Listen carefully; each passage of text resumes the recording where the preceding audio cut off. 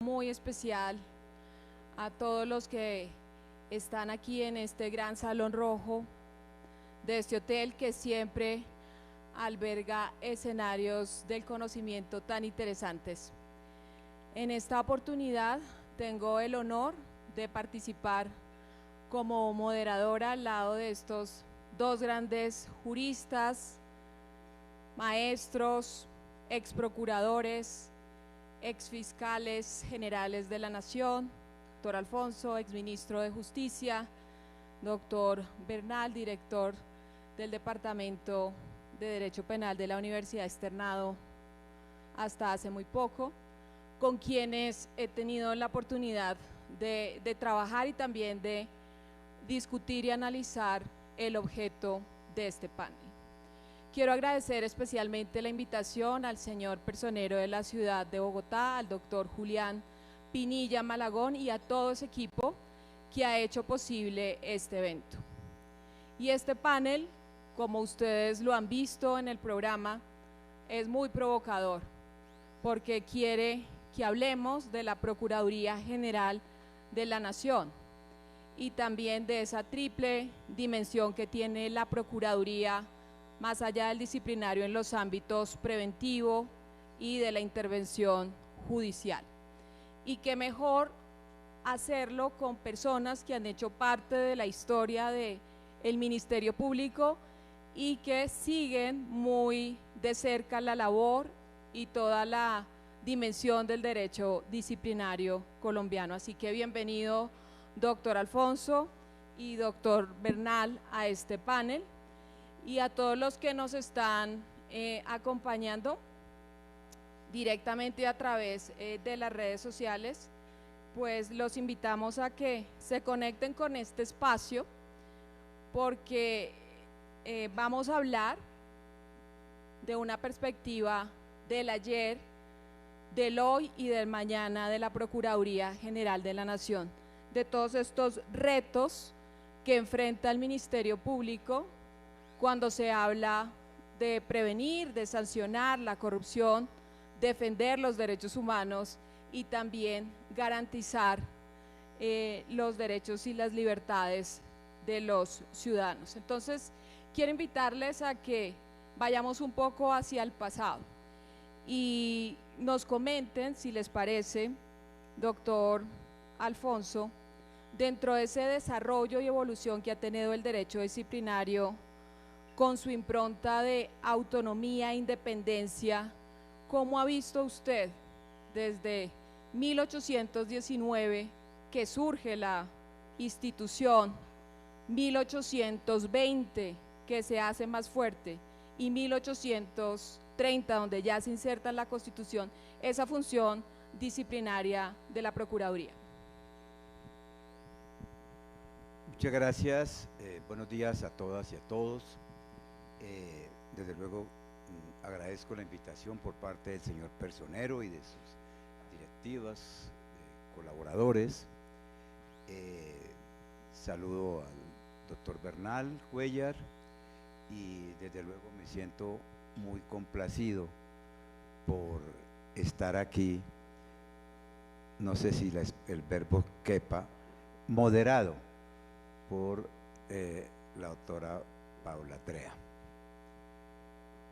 Muy rápidamente, porque me imagino que el auditorio querrá asociar este tema más como con problemas actuales, pero me parece que bien dentro del contexto. Yo pienso que la Procuraduría, por cierto, una institución muy colombiana, porque existe en muy pocos países del mundo. Para mí era muy difícil, por ejemplo, cuando viajaba al exterior en función oficial, que explicarles que en Colombia había Procuraduría, Fiscalía, Ministerio de Justicia, Defensoría del Pueblo, Consejería Presidencial para los Derechos Humanos. Inclusive, Pablo Andrea, usted que sabe, en inglés, por ejemplo, no existe la expresión de procurador. Se inventaron una forma, o se inventaron, no, hay una figura que llaman inspector general, pero que no corresponde propiamente a ellos, porque el procurador es el fiscal. Pero sí, pero la Procuraduría nace, como suele decirse, con la misma república, ha tenido distintas etapas. En el siglo XIX, inclusive señalaría dos cosas. Una, que en un momento determinado el procurador fue popularmente elegido. Dos, que por la importancia que tenía el cargo, en ese mismo siglo XIX, el procurador tenía lo que se llama entonces, o se llama todavía, vocación presidencial. No quiere decir que todos los procuradores tengan que ser presidentes, sino que dentro del sistema de sucesión presidencial, cuando había dos designados, si ninguno de ellos podía ejercer, en un momento determinado lo ejercía el procurador. De hecho, don Bartolomé Calvo, que tal vez duró un poco más de tiempo que nosotros, pero que fue presidente encargado en su condición de Procurador General de la Nación, y sus restos reposan en la Catedral de Cartagena.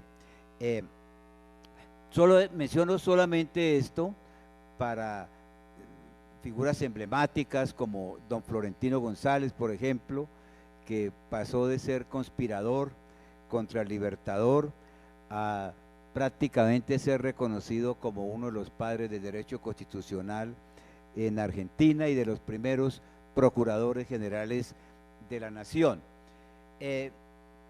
Yo pienso que inicialmente la función disciplinaria como que no fue la más importante. El procurador tenía una función muy realmente relevante, la de la defensa, que se mantiene aún, la defensa del orden jurídico, nada menos, la defensa del sistema jurídico, la defensa del ordenamiento jurídico. En el siglo XX, más o menos, estuvo ahí la Procuraduría, en las épocas que hubo dictaduras civiles o militares. Los procuradores eran muy cercanos a los presidentes de turno. Existió una figura en la Constitución del 86 que se decía que el Ministerio Público se ejercía bajo la suprema dirección del gobierno. Hay que decirlo que no siempre, a pesar de la norma constitucional, no siempre fue así. Hubo procuradores independientes, muy independientes, aun cuando esa norma, que se cambió en el 91, en que el Ministerio Público se ejercía bajo la suprema dirección del gobierno. Hubo etapas también en que la Procuraduría fue muy esencial en el procedimiento penal. Inclusive existieron los que se llamaban investigadores especiales de la Procuraduría General de la Nación, que podían inclusive participar en la práctica como jueces. Luego hubo como una etapa intermedia, cuando el procurador intervenía con el ministro de Justicia y el presidente de la Sala Penal en la designación del Director Nacional de Instrucción Criminal, y por esa vía prácticamente ejerció una función muy importante en la instrucción. Otra etapa con los llamados fiscales de la época, que llamaban fiscales de la Procuraduría. Particularmente se hicieron famosos algunos oradores cuando había jurado de conciencia, y los procuradores delegados ante la Corte Suprema de Justicia, que se mantienen, muchos de los cuales grandes juristas, y aún recientemente varios de ellos pasaron a ser magistrados de la Corte Suprema de Justicia. Ese ha sido, dijéramos, como el panorama. El procurador ha sido, o la Procuraduría, un elemento esencial en la estructura jurídico-penal del Estado. Casi que, como les digo, si no existe en otras partes, para nosotros es una institución que tiene un peso, que tiene una tradición, tiene un presente. Después vamos a hablar de eso, cómo es ese presente, y también cómo concebimos el futuro, pero es muy rápidamente, para no agotar el tiempo del profesor Bernal.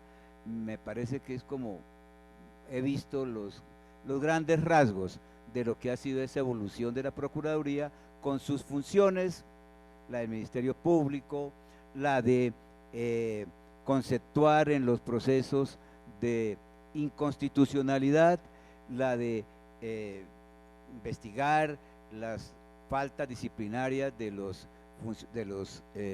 servidores públicos, pero del 90 hacia acá, además, tiene una serie de atribuciones prácticamente en todas las ramas del manejo del Estado. Muchas gracias, doctor Alfonso. Muy interesante ese devenir histórico que usted nos ha ilustrado y nos ha ejemplarizado con su intervención. Y me gustaría preguntarle al doctor Bernal si podríamos, a lo largo de esa historia que ha documentado el doctor Gómez Méndez, también considerar que la disciplina y la ética han sido cambiantes para el derecho disciplinario, o a pesar de los siglos esos conceptos se mantienen inmóviles. En primer lugar, un agradecimiento al señor Personero, a todos los asistentes, a la doctora Paula, y un saludo al doctor Alfonso Gómez Méndez.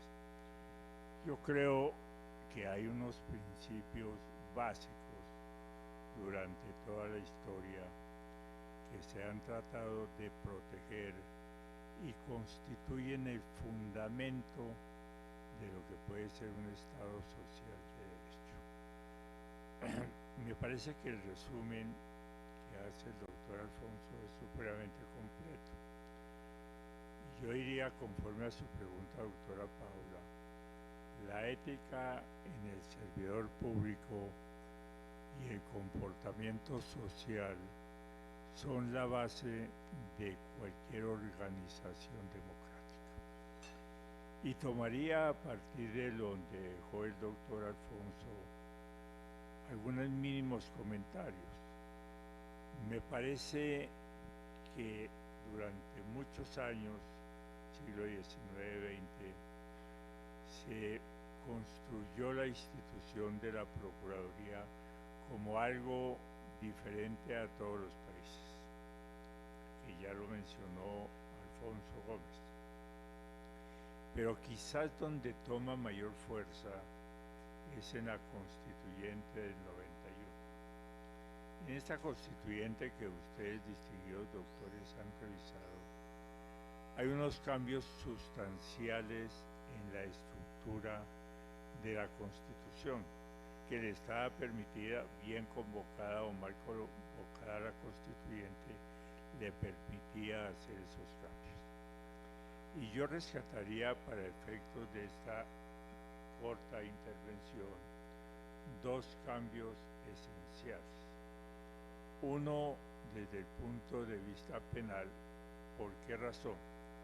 Porque la finalidad de esa constituyente era combatir la violencia, combatir toda esta delincuencia organizada.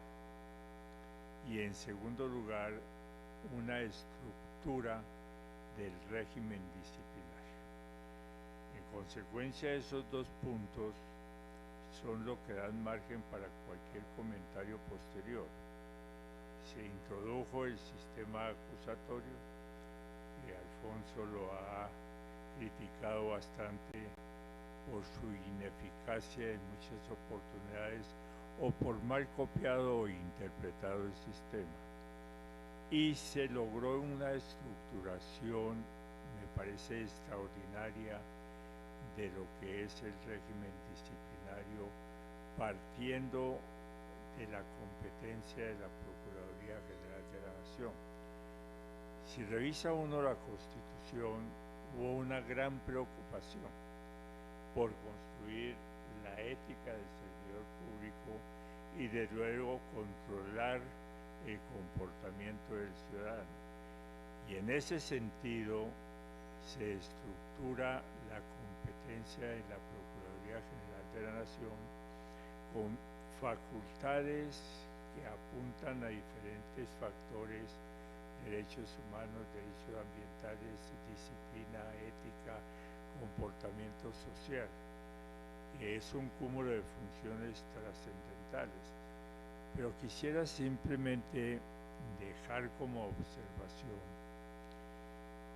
que en esa estructura disciplinaria se le otorga unas facultades de vigilancia y control sobre todos los servidores públicos a la Procuraduría, que era necesaria, sigue siendo necesaria, y de manera expresa, que será algún punto que no sé si se va a tratar, se incluye expresamente el control sobre funcionarios de elección popular, que hoy se discute todavía, y adelanto con una interpretación desafortunada que se viene haciendo, sosteniendo que no tiene competencia la Procuraduría. Pero además de ello, hay otros funcionarios que tienen competencia sobre servidores públicos de elección popular y que los pueden destituir. Yo no sé por qué razón solamente se hace referencia y se critica esta función en cabeza de la Procuraduría. El presidente de la República puede destituir gobernadores y alcaldes. Los gobernadores pueden destituir alcaldes. El mismo Congreso de la República, en su régimen disciplinario o reglamento, tiene esa potestad. El Consejo de Estado tiene la potestad. En consecuencia, cuando se establece este reglamento para todos los servidores y se distribuye la competencia en varios funcionarios que acabo de mencionar, eso ha permitido, y con esto quiero darle respuesta a la doctora Paula, en que se ha logrado una estructura dogmática del régimen disciplinario, o sea, una estructura de las faltas disciplinarias diferente a la estructura del delito, y una estructura diferente de la responsabilidad penal a la estructura de la responsabilidad disciplinaria, que son dos conceptos totalmente diferentes.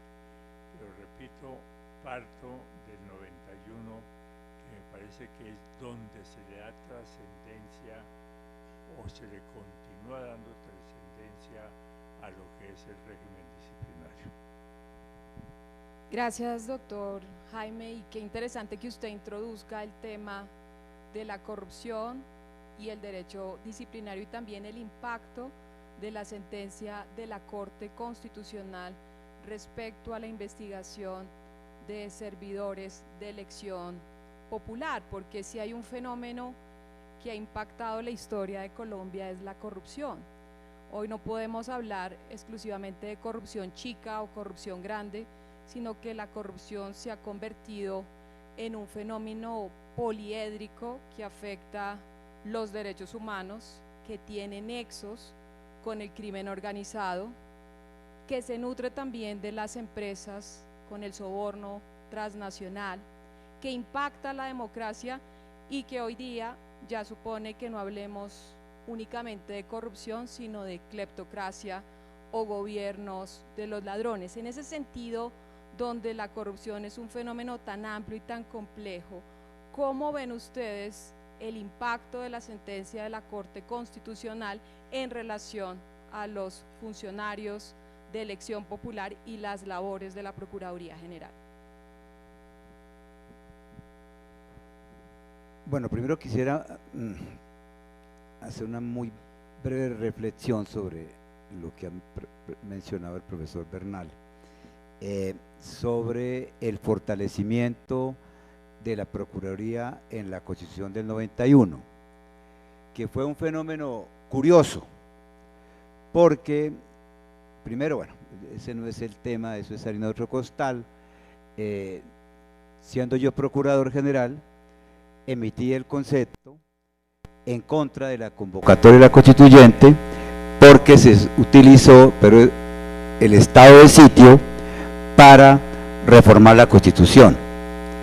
Casi que es una tendencia del derecho público colombiano que los cambios se hacen desconociendo la normatividad vigente. Fue el Frente Nacional con el plebiscito, que es una figura que no existía.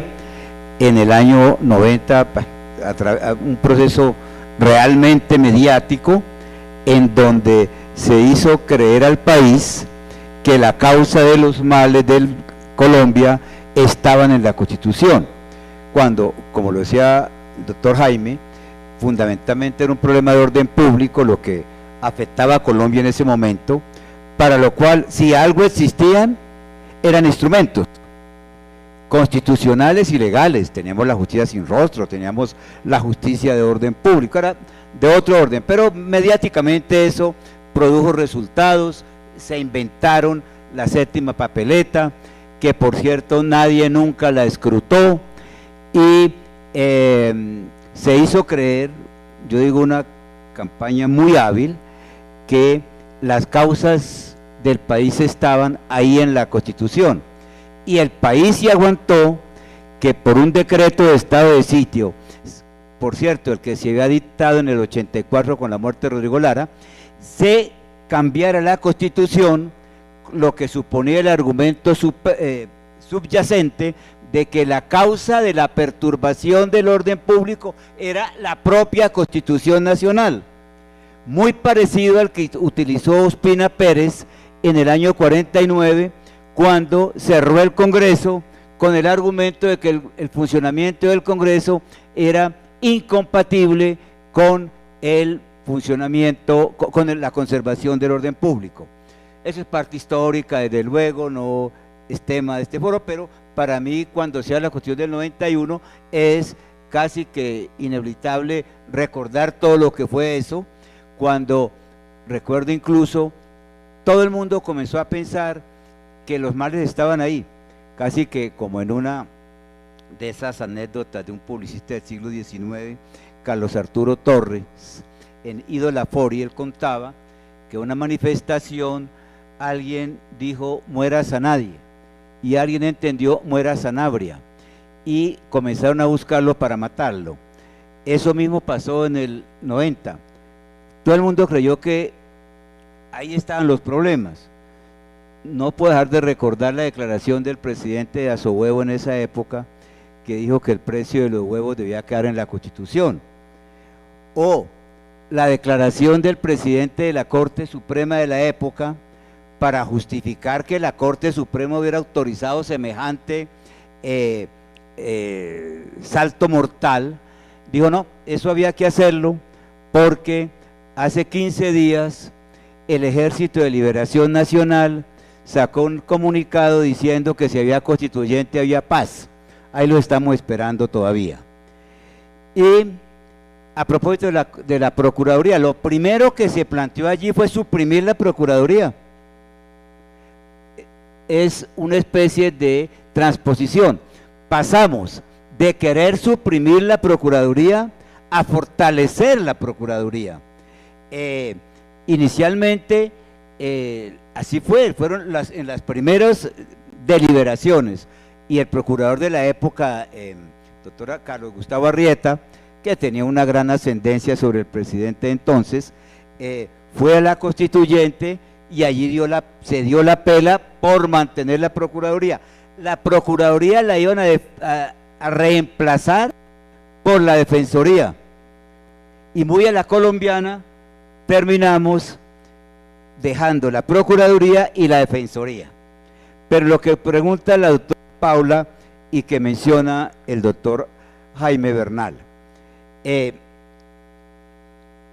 antes de la Constitución del 91, Procuraduría no podía, o por lo menos había serias dudas sobre si podía investigar a los funcionarios de elección popular, particularmente a los del Congreso. Ese tema se debatió en la Constituyente y fue ahí la Constituyente la que le dio esa función a la eso no se lo inventó la doctora Margarita Cabello ni el doctor Bernal, los llamados procuradores post 91, porque fue el Constituyente el que, con el argumento además de la corrupción, y ahí aterrizamos en la pregunta, dijo que era necesario fortalecer esa labor. Me parece bien, pero haciendo unas precisiones. Es que yo creo que nosotros nos hemos aproximado de manera equivocada al tema de la corrupción. Ya veo, ¿cuánto dice, señorita? Ah, bueno, Dios le pague. Nos hemos equivocado, es que como no nos dijeron al comienzo, entonces de ahora en adelante las respuestas las voy a dar como en la de los antiguos telegramas cuando no había tiempo porque costaba eso. Mañana viajo esa al Istemula, entonces va a ser mucho más determinado. Entonces, ¿por qué? Primero, porque a todos lo llamamos corrupción. Hay que precisar qué es lo que se entiende por corrupción, que en términos muy generales, aprovechar la función pública para enriquecerse. Pero la corrupción se convierte también en un discurso político. Por aquí hubo un senador en Colombia que aumentó su votación con el lema "chuzo, chuzo a los corruptos" y terminó condenado por corrupción. El ejemplo más claro de la desnaturalización de eso fue lo que pasó con la llamada consulta anticorrupción, que gracias a la cual, y yo creo que seguramente para bien del país, elegimos a Claudia López como alcalde. Ella, una gran política, se montó en eso, sacó 12 millones de votos. ¿Y cuáles eran las normas? Que reducir el periodo de los congresistas, no tiene nada que ver con la corrupción, entendida así. El sueldo de los congresistas no tiene nada que ver. La casa por casa, y repetir el 80% de las normas. Pero sí es importante lo que puede hacer la Procuraduría. Ya hemos dicho que esa discusión realmente hoy no debería darse, como lo ha explicado el doctor Bernal, eso es ya y la decisión de la Corte Constitucional.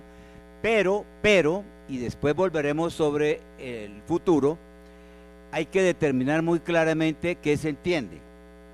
Hizo en el entendido de que el principal estatuto anticorrupción es el Código Penal. Y por donde primero hay que comenzar es por la investigación penal. La Procuraduría ayuda mucho la investigación disciplinaria, pero sin descuidar que lo esencial es lo que se haga en materia penal, y ahí yo creo que la Procuraduría también puede intervenir, pero el fondo de la lucha, claro, el tema disciplinario perfecto, pero sustancialmente es la aplicación del Código Penal. Yo creo que ya, sí. Doctor. A ver, coincido en gran parte con lo que acaba de decir el doctor Alfonso. Yo creo que la pregunta, como la hace la doctora Paula, apunta a qué opinamos de la sentencia 030 de la Corte Constitucional frente a la discusión si hay competencia o no de la Procuraduría para sancionar funcionarios de elección popular. Para este efecto, tomando todos los argumentos de Alfonso, agregaría lo siguiente, y lo dejo simplemente como punto de reflexión a ustedes, doctores que pertenecen a la Procuraduría. Yo quiero ver la sentencia, tengo alguna crítica, quiero ver la sentencia de la Corte que recoge, primero, la situación actual del país. Después del 91, yo creo que ha habido una dinámica social de cambios de composturas políticas, económicas, sociales. Me parece, por enumerar algunos aspectos discutibles, se ha generado un populismo punitivo en todo sentido, en las campañas políticas, muchas veces en el Congreso, muchas veces en las decisiones judiciales. En segundo lugar, me parece asimismo que esta creación de diferentes jurisdicciones, Justicia y Paz, la JEP y las que vengan, porque me imagino que cada grupo con los cuales están negociando van a exigir alguna jurisdicción especial, porque seguramente van a exigir más de lo que le dieron a la FARC. Asimismo yo veo, y creo que coincidimos con Alfonso, un desorden institucional. Veo un poco una intromisión del Ejecutivo en la rama judicial cuando se habla de levantamiento de capturas de libertades, de gestores de paz, etcétera, que toca ciertos límites de la competencia de la rama judicial, desconocimiento del Ejecutivo expresamente de decisiones judiciales que manifiestan no se cumplen. Y hay algo que me preocupa. Se apunta a eliminar funciones de la Procuraduría o, como lo decía el doctor Alfonso, acabar la Procuraduría. Lo han intentado en diferentes proyectos, que a última hora se han dado cuenta que no hace parte de esa materia. Y en segundo lugar, como reflexión, me parece a mí que los abogados, todos nosotros, tenemos que pensar en una dinámica diferente de las fuentes del derecho. Sí, sabemos que la ley, que el juez tiene que estar sometido a lo que dice la ley, pero hoy yo creo que ha tenido una amplitud y complejidad muy complicada, perdón, la redundancia. Hay un marco jurídico, la Constitución, la Convención Interamericana de Derechos Humanos, las convenciones anticorrupción, dos convenciones, unas hacen parte de lo que llaman el bloque de constitucionalidad y demás. Eso me permite a mí, y aún más, no solamente las convenciones que hay la Interamericana de Derechos Humanos, sino también la Convención sobre Derechos Humanos de la ONU. Hay más aún, los mismos acuerdos de La Habana lo llevaron a una norma, los incluyen en el Acto Legislativo 1 del 17. Entonces a mí me parece que hoy tenemos unas fuentes complejas que tal vez recoge la decisión de la número 30 de la Corte Constitucional y recoge algo más, la necesidad, y es indiscutible, de aplicar métodos diferentes al exegético en la interpretación de las fuentes formales. Porque creo que eso le da o le responde a la dinámica de la sociedad. Y lo que hace la sentencia que usted menciona, doctora Paula, es mirar o enunciar, no en la forma que lo acabo de hacer, la complejidad de las fuentes formales del derecho, que no es como algunos dicen todavía en la cátedra de la ley, punto, lo que dice el código. Aquí hay unas exigencias superiores que tiene que desentrañar necesariamente el intérprete, incluyendo los convenios que tanto se citan. Y en segundo lugar, lo que dice la Honorable Corte es que tiene competencia la Procuraduría General de la Nación en una interpretación sistemática, teleológica, histórica que hace la Corte Constitucional. Entonces a mí me parece que hay un cambio en la realidad social, unos cambios muy discutibles como los que mencioné, unos cambios en las fuentes formales del derecho y unos cambios en la interpretación de esas fuentes para poder desentrañar el sentido de lo que dijo la Corte. No estoy muy de acuerdo, simplemente con algo que se agrega de un control ante el Consejo de Estado. Me parece que el reconocimiento que hace de la competencia de la Procuraduría era suficiente, agregando lo último. La misma Corte Constitucional, coincidiendo con el Tribunal Europeo de Derechos Humanos, hace una afirmación categórica. No puede ningún convenio aprobado por el país impedir que se aplique la legislación colombiana. Excelente, doctor Bernal. Antes de pasar al futuro, hay una pregunta del público muy provocadora, y eso tiene que ver con lo que mencionaba el doctor Jaime Bernal en virtud de la independencia, de la autonomía y del equilibrio de poderes, y por ello esta pregunta me parece muy pertinente. La pregunta que nos formulan es la siguiente: ¿ustedes están de acuerdo o no que mediante reforma constitucional el presidente de Colombia no intervenga en la terna que se envía al Senado para la elección del Procurador General de la Nación? Bien, sí, provocadora, ¿no? Quisiera, antes de responder a la provocación, hacer una reflexión muy rápida sobre el famoso Pacto de San José, porque ese fue como el trabajo que presenté a la Academia de Jurisprudencia.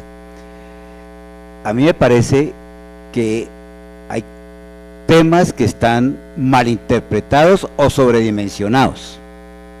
Primero, el famoso bloque de constitucionalidad. Para sorpresa de muchos, eso no fue una invención de la Constitución del 91. Nosotros, los liberales de antaño, los liberales radicales, reivindicamos la Constitución de Río Negro de 1863. Es en esa Constitución de Río Negro donde está el llamado bloque de constitucionalidad. Ahí dice que los convenios sobre derechos humanos prevalecen sobre el derecho interno. Primero, eso no es tan nuevo. Segundo, una interpretación del famoso artículo 23 del Pacto de San José, si se hace exegéticamente, conduce al absurdo. ¿Qué es lo que dice?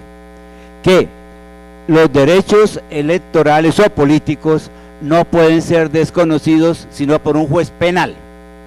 Ojo, si es como dice, sería una obviedad, porque en Colombia siempre ha existido así, desde 1886. Toda sentencia penal automáticamente genera una inhabilidad, de manera que, dicho así, pues no tendrá importancia. Segundo, pues es desconocer lo que ha mencionado el profesor Bernal. Los derechos políticos pueden ser afectados incluso por funcionarios, por jueces, pero que no son jueces penales. El Consejo de Estado. El Consejo de Estado va mucho más allá incluso de la Procuraduría, porque las decisiones del Consejo de Estado, por ejemplo, sobre pérdida de investidura, pueden generar muerte política de por vida, y yo creo que van con más de 60.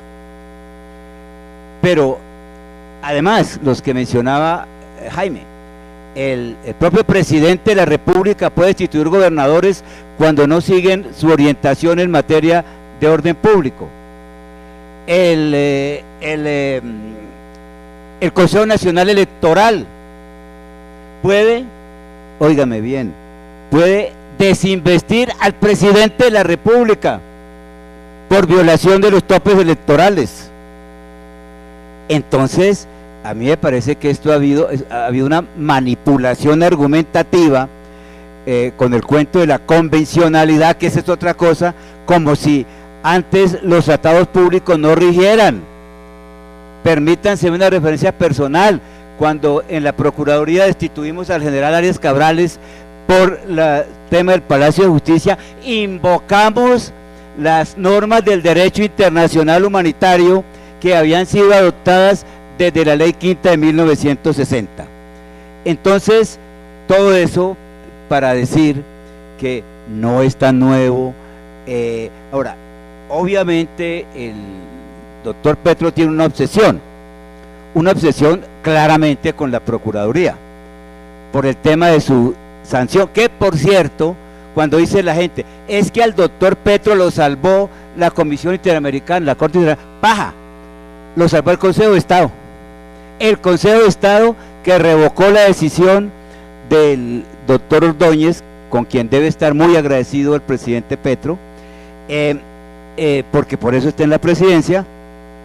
Entonces el Consejo de Estado la revocó, pero por fallas internas, por tema probatorio, no en la decisión del Consejo de Estado que anula o que revoca la decisión sobre el hoy presidente Petro. No se invoca la convención, que por lo demás estaba vigente en la constituyente, está vigente de 1972, y los constituyentes lo dijeron. A pesar de eso la vamos a aplicar, pero eso era lo que quería redondear. En cuanto a la provocación, miren, yo creo que tenemos que zafarnos de eso, de que todo dependa de la elección, de quién elige o de quién postula. Yo creo que aquí hubo un sistema que, bueno, podría decir que con la excepción mía, pero que funcionó muy bien cuando la terna del procurador la hacía el presidente y elegía la Cámara de Representantes. Luego, y funcionó relativamente bien, cuando luego primero se introdujo que fueran una de las cortes que intervinieran. El primer caso de un procurador en la cárcel fue alguien propuesto por la Corte, por el Consejo de Estado, y el primer caso de un contralor en la cárcel fue propuesto por la Corte Constitucional. Entonces, yo pensaría incluso que no estaría mal si se vuelve al sistema anterior, pero si se deja habría que buscar otra forma de elección. Yo no estoy tan convencido de que las cortes postulen a los mejores. Me encuentro entre quienes, y además eso lo he dicho muchísimas veces, critico la Constitución del 91 por haberle dado funciones electorales a las altas cortes. Por esa vía se introdujo el clientelismo, porque yo no sé si sobre la Biblia, o bueno, el Corán, el que sean, podrían los magistrados de la corte, de las altas cortes, jurar que no tienen parientes, primos, amigos, esposas o compañeros permanentes, algunos las unen, en algunas de la Procuraduría, la Fiscalía, la Contraloría. Pero si se trata entonces de una autonomía absoluta, probablemente se podría pensar en que haya un sistema, y que dentro de ese sistema, todavía no se me ocurre cuál, no estoy tan convencido de darle absolutamente la función a las cortes, dentro de ese sistema el presidente no intervenga. Esa sería como mi opinión. Doctor, ¿y usted? A ver, quizás no coincido totalmente, doctor Alfonso. Desde que me posesioné como procurador, y que fue un nombramiento atípico, porque había problemas con el antecesor, problemas judiciales que ordenaron la captura de ese procurador.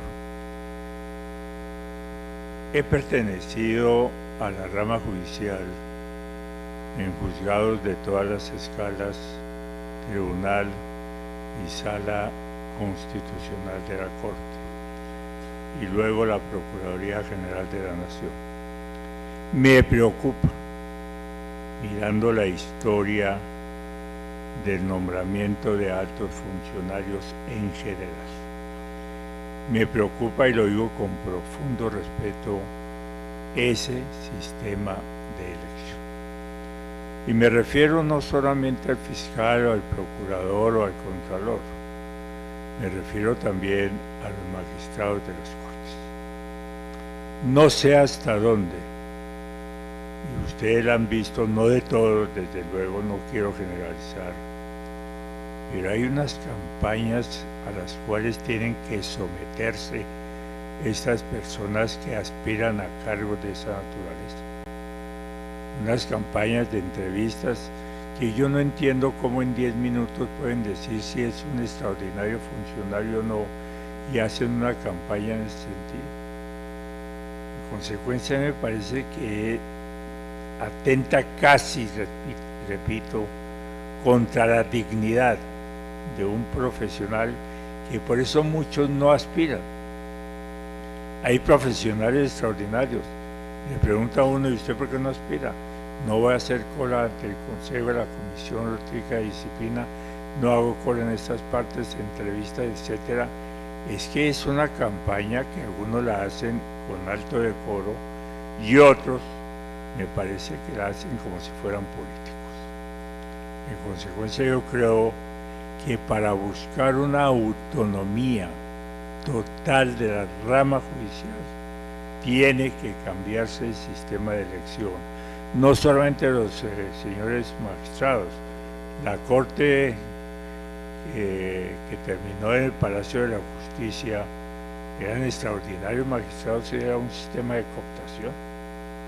Y eran extraordinarios magistrados. No descalifico a los que hay, descalifico el sistema de elección. Por la misma razón, respetando el criterio del doctor Alfonso, pero siempre he sostenido que debe cambiarse el sistema de elección del fiscal, del procurador y del contralor. Lo mismo que del defensor, para buscar una plena autonomía de los funcionarios que administran la justicia.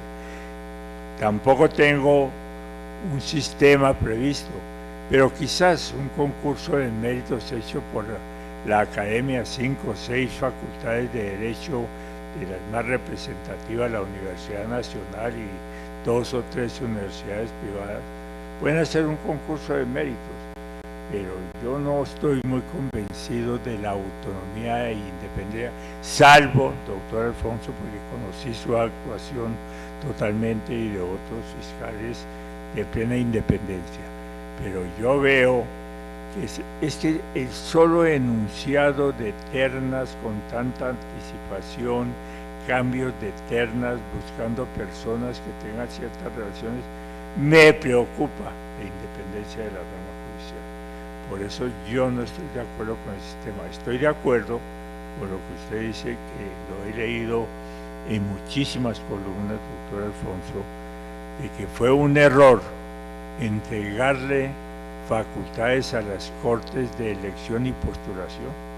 Eso enfrentó a las Cortes, eso desnaturalizó la función de las Cortes. Yo creo que eso tiene que cambiarlo, fue un error de la Constitución. ¿Contrarréplica? ¿Contrarréplica? No, no réplica, sino no, para decir que estamos de acuerdo. Entonces, no, porque yo también he pertenecido al Poder Judicial, pero es que yo comencé más abajo, porque comencé de notificador, que era una forma eufemista, ¿sí? Era una forma eufemística de decirle, de llamar al mensajero. Pero sí, yo creo que estamos totalmente de acuerdo, que el sistema de la cooptación, con las dificultades, más o menos funcionó. Yo no sé, Jaime, si usted estaba, cuando estábamos en el departamento de penal, con el doctor Reyes, que una vez fue una comisión de la Corte allá a pedirle, a invitarlo para que permitiera presentar su nombre. Imagínense frente a lo que hay ahora, una persona para que le lean la Corte hoy, tiene que, pues, aparte de todo ese lobby doble que tiene que hacer, tiene que nombrar jefe de prensa, jefe de comunicación, maquilladora, qué sé yo, para la presentación. Y además, ¿con qué criterio el Consejo de la Judicatura hace las listas?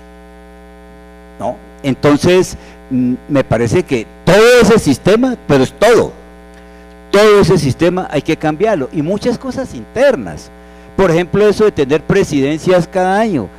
Usted recuerda, doctor Jaime, que eso en la Corte, porque el profesor Jaime alcanzó a ser varias veces magistrado encargado, era una cosa que se daba naturalmente, pero no hacer esas campañas, o como llegamos a una época que hubo 2 magistrados que se turnaron los 3 últimos meses que faltaban para tener derecho al pasaporte diplomático. Yo creo que eso hay que cambiarlo. Los tales encuentros de la jurisdicción, que no sé por qué siempre lo hacen en Cartagena, en San Andrés, en Santa Marta, en fin, nunca he visto que lo hagan en Coyaima, por ejemplo. No, entonces, en donde se pierde tiempo con esas entrevistas. Por cada lista, ¿a qué horas un magistrado va a fallar? Porque tiene que estar entrevistando. No, yo sí creo, probablemente no era el tema hoy, pero si hay algo que hay que cambiar es todo ese sistema de integración. Hernando Yepes, que acaba de morir, Hernando Yepes Arcila, constituyente, cuando eso se aprobó dijo, esto es un regalo envenenado a las altas cortes, y los ha, llamémoslo claramente, los ha colocado en lo que no tiene, y de cierta forma los ha desprestigiado. Doctor Alfonso, imaginémonos el futuro el mes de marzo, cuando se anunció por parte del ministro de Justicia que se iba a radicar un proyecto restringiendo competencias de la Procuraduría, y usted, un gran experto de la política criminal colombiana, pudiese argumentar razones por las cuales, en lugar de estar hablando de suprimir competencias, deberíamos robustecer el papel de la Procuraduría. ¿Qué idea o qué aportación podría usted, si la tuviere, que hacer a este proyecto?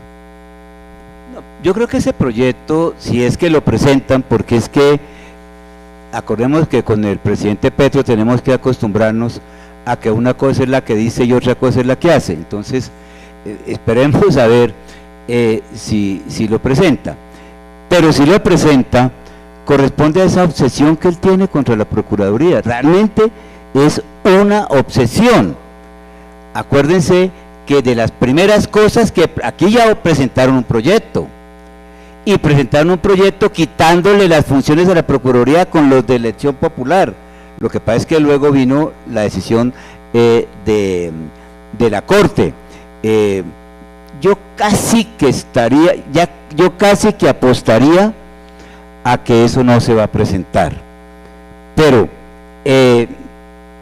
pienso que la Procuraduría, como está, en términos generales, está bien, en términos generales. Si acaso una cosa que uno podría discutir es el papel en el proceso penal, y solamente en eso, después de ese embeleco del sistema acusatorio, que se hizo con 2 ministerios públicos, cosa que existe acá, sin jurado de conciencia, y en donde trasladaron sin mayor discusión el sistema, yo no diría que el sistema americano, sino el sistema de Puerto Rico, al ordenamiento jurídico colombiano. Pero en términos generales, yo dejaría la Procuraduría como está, en términos normativos constitucionales, quiero decir.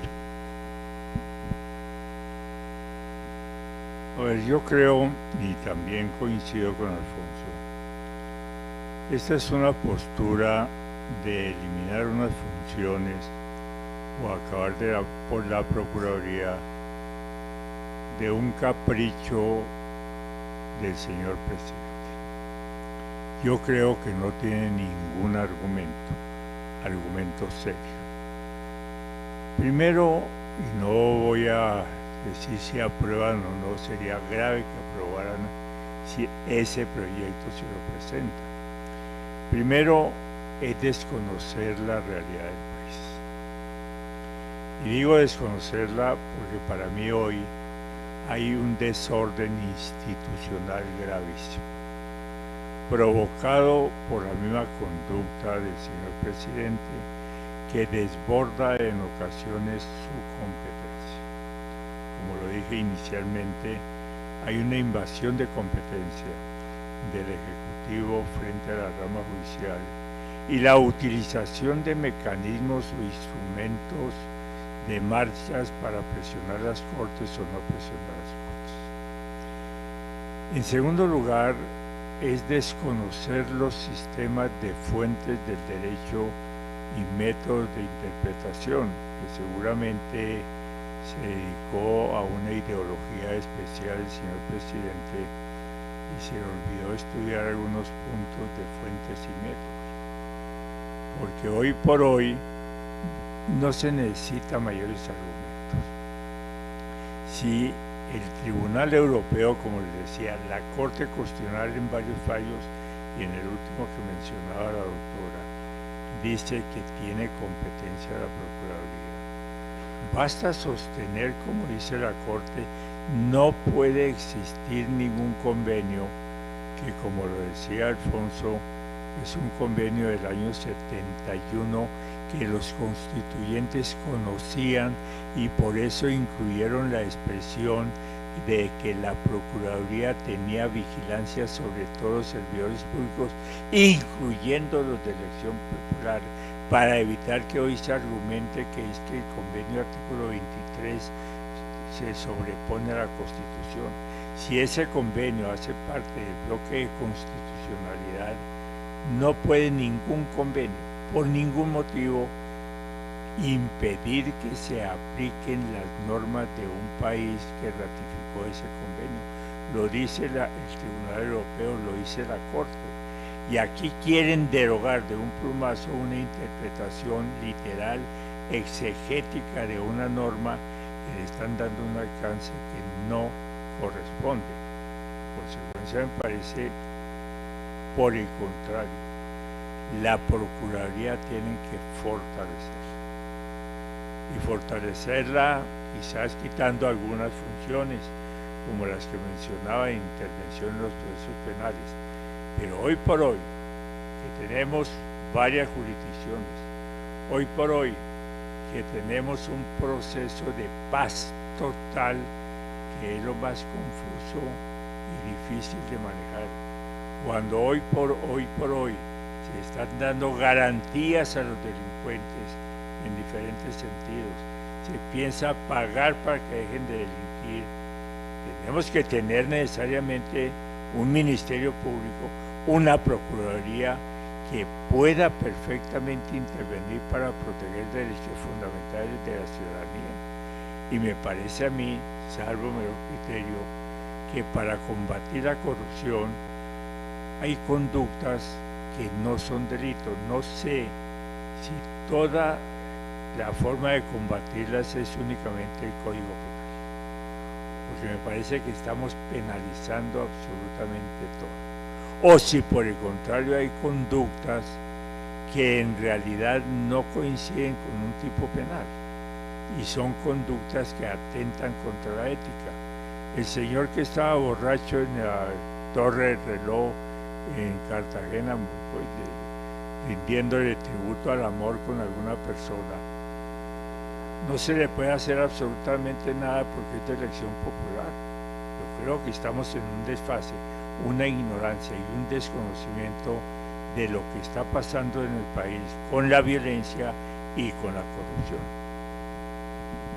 Gracias, doctor Jaime. Hemos conversado con ustedes del pasado, del presente y nos queda para finalizar este panel el futuro.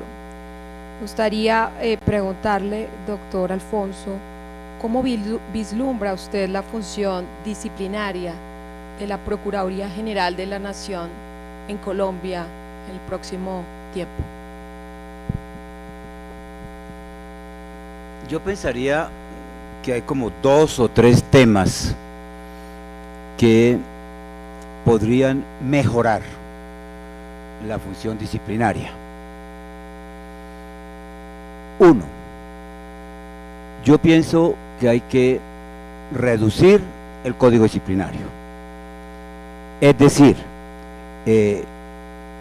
centrarnos en los temas que afecten, claro, la ética, que afecten la eficiencia en el servicio, en la administración, el comportamiento de los ciudadanos, pero a mí me parece que esa inflación en materia de tipos disciplinarios pasa lo mismo que con la inflación normativa, en general, la inflación legislativa, como idea básica que estaría ahí, desde luego, a la cual se le puede dar un desarrollo cuando exista pues una mayor oportunidad de tiempo para hacerlo. En segundo lugar, pienso que al igual que en los términos, que en el procedimiento en general, la gran revolución es la de cumplir los términos. Yo he dicho que la verdadera revolución es esa. Aquí, si uno mira los códigos, todos, contencioso, civil, procedimiento penal, etcétera, los códigos de procedimiento, ningún procedimiento debería demorar más de 2 años. Simple lectura de los códigos. Simple lectura de los códigos. Tercer lugar, en lo posible, y ahí sí, tratándose de temas de corrupción, que las decisiones no lleguen muchos años después de que el sujeto haya sido penalmente condenado. Dado que el procedimiento disciplinario es más ágil, que probablemente no tiene la misma exigencia probatoria, que la tiene de luego, pero no la misma exigencia probatoria de un procedimiento penal, en teoría debería haber decisiones disciplinarias primero que las penales, casi que podrían ser como un aporte al procedimiento penal. No sirve mucho sancionar, inhabilitar a alguien que haya sido ya condenado e inhabilitado por la vía penal. Cuarto, y con esto termino, antes de ver la señal, que reducir sensiblemente las llamadas preliminares. Aquí no puede haber preliminares más de 3, 4, 5, 6 meses. Muchas veces, cuando es obvio que que alguien es parlamentario, se abre una preliminar primero para establecer si es parlamentario o no. Se hace en cuestión de 2 días. Entonces, creo que en beneficio de la función disciplinaria, tenemos que mejorarla para no desprestigiarla. Y uno de esos puntos es el cumplimiento de las normas, pero eso no es de ahora. Recuerdo de viejas épocas de juez, en donde a un juez lo sancionaron por una mora de 6 meses en un proceso de la Procuraduría que duró 8 años. Entonces, eso no puede pasar. Y las preliminares se prestan mucho para eso. Yo creo que hacer un juicio muy rápido, se abre o no se abre, y que las preliminares sean solamente de manera excepcional cuando haya necesidad de establecer un punto para saber si se termina o no, si se abre o no. Magnífico, tomamos aquí nota de esas recomendaciones y le queremos preguntar al doctor Jaime Bernal, ¿qué propuesta o recomendación usted postularía para el cierre de este panel como propuestas de fortalecimiento del proceso disciplinario? Yo creo que se tienen que hacer algunas transformaciones.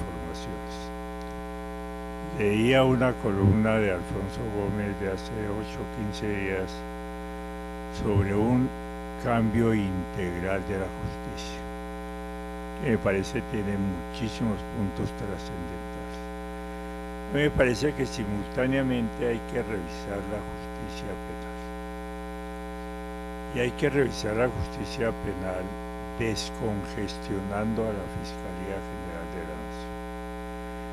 Es una fiscalía, tengan voluntad o no los señores fiscales, que no puede completar, dar un resultado positivo al volumen de trabajo.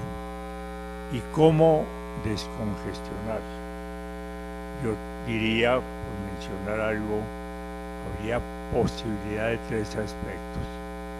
Uno, despenalizando un sinnúmero de conductas que me parece no tiene ningún sentido en este momento, porque aquí cuando se produce cualquier hecho, sale inmediatamente el presidente, salen los jueces, salen los fiscales, investigar hasta las últimas consecuencias.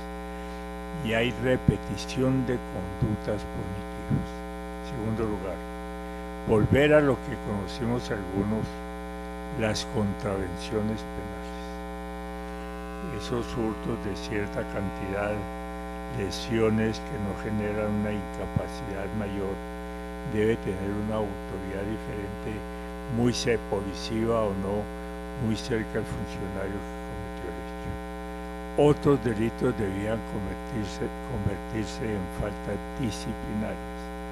Cambiaría asimismo la forma como están clasificadas las faltas disciplinarias y cambiaría la norma que permite adelantar simultáneamente el proceso penal y la falta disciplinaria. Es un esfuerzo innecesario de practicar pruebas en la Procuraduría, Contraloría y Fiscalía sobre un mismo hecho. Hay una repetición de competencias que es totalmente innecesaria. Quizás pondría unas medidas cautelares indispensables en el régimen disciplinario. ¿Por qué razón? Porque cuando se aplica la medida ya la persona no está en el cargo. La persona, lo que uno ve como burlan algunas normas que se pueden quitar, la participación en política, eso es una burla completa. Entonces ahora optaron unos alcaldes que estaban haciendo política retirarse del cargo. Eso me parece es una infracción al deber funcional, dejar votado el cargo. Eso no me parece a mí. Jugaron con las faltas disciplinarias. Estas personas tenían que estar investigadas por infracción al deber funcional. Dejo el cargo porque voy a hacer política faltando 1 mes o 2 meses. Yo creo que se pueden hacer unas reformas, fortalecer la Procuraduría, disminuir un poco las acciones penales y cumplir los términos. Es que los que ejercen o han participado en los procesos penales, el formalismo que hay con este sistema acusatorio es exagerado. Una audiencia de imputación para oír leer 100, 200 hojas, porque aquí si no se escribe largo se considera que no es buen abogado. Un día me regañaron en la corte porque iba a una conferencia para comentar 2 jurisprudencias y me tocó decir al auditorio que yo no había llevado las conferencias porque en el avión me dijeron exceso de equipaje. Es que 400, 500 hojas no tienen ningún sentido en la práctica. Entonces hay que hacer reformas, hay que mejorar la justicia, hay que buscar especialmente la autonomía de la justicia. Muy amable. Muchas gracias, doctor Jaime Bernal, doctor Alfonso Gómez Méndez, por sus aportaciones, reflexiones y ideas que han nutrido este escenario del conocimiento, y a todos los participantes, muchas gracias por su atención.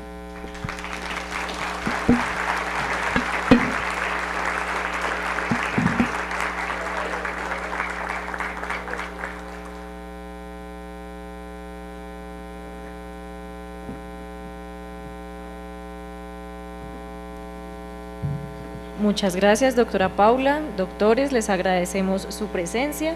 Quedan cordialmente invitados a otro espacio.